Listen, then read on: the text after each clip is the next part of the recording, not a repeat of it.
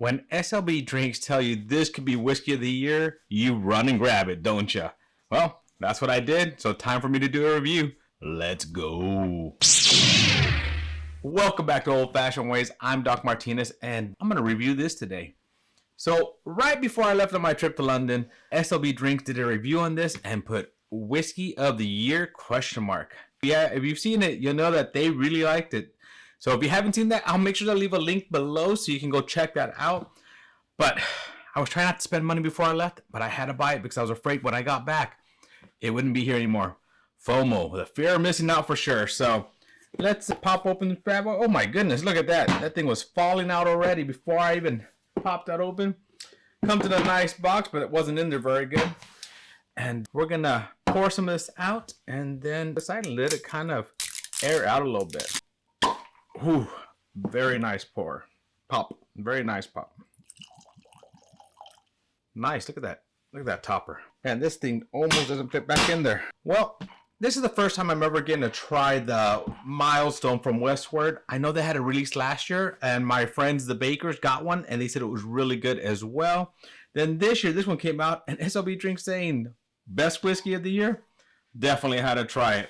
So, poured a little bit out of my buddy Whiskey Shaman's glass, give him a little shout out. This is the kind of stuff that he'd probably be interested in, so he'll probably get a sample from me on that. But let me set this aside, get everything ready so we can do a review. All right, I got my trusty book out, ready to take my notes, get my scores going, and put this all together. Milestone here off to the side.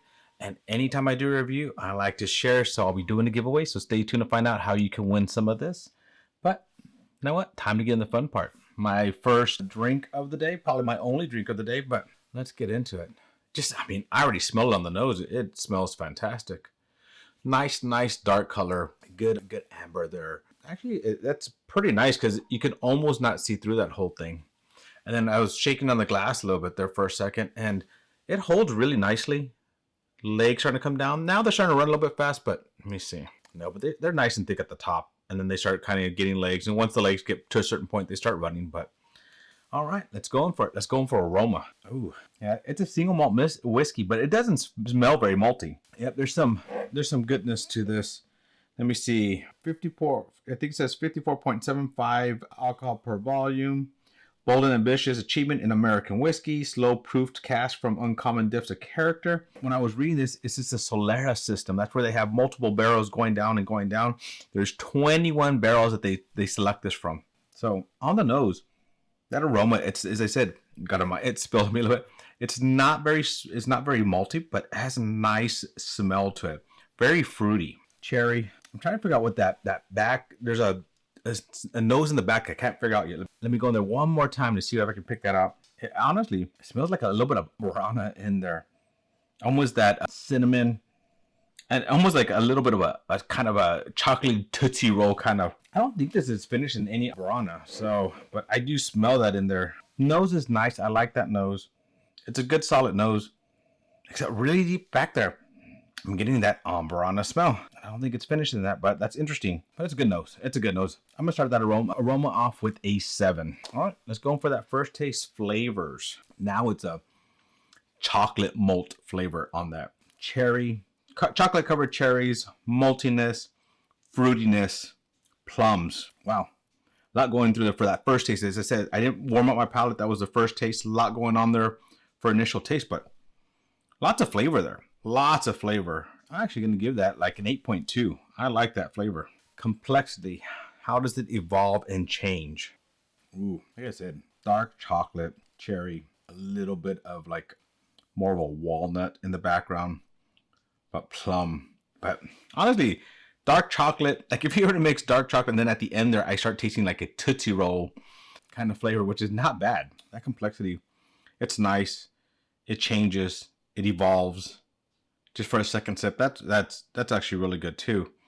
I'm gonna give that an 8. Mouthfeel. How does this feel across the mouth, right? There's a lot of texture on this. Very silky, buttery on the tongue. And then it goes into kind of like, when you do a cocoa powder and you get that kind of fine powder along the mouth.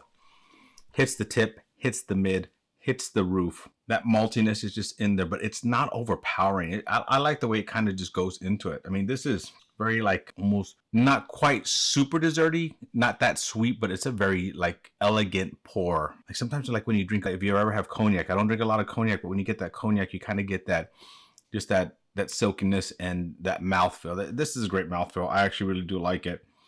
I think I'm going to give this mouthfeel an 8.7. Finish. Now, how long does this last? Finish. Stays on the tongue. As I said, covers the tip, the mid, the roof of the mouth. Nice and silky. Like I like the mouthfeel. I really like that mouthfeel. Finish lasts for a good moment. Like right now, still lots of flavor, still that maltiness, still that chocolatiness, that dark chocolate, that cherry in there. Those just seem to be very prominent, and then it kind of very hints off to all those like other things as well, that nuttiness, the plum, and all that as well. But that just stays there, and it's a really good finish. Even now, I still have a nice, good, strong hint of it on the palate. Well, I'm gonna give that an 8.5. Would I buy again? Would I buy again? Let's go on first sip. Would I buy again? That's interesting. Nice, good pour. I want to say I paid $250. I think that's what it was, $250 for this bottle. It's honestly a very solid bottle. It's very limited. It's probably sold out by now. I haven't checked. I didn't check. So I like it a lot.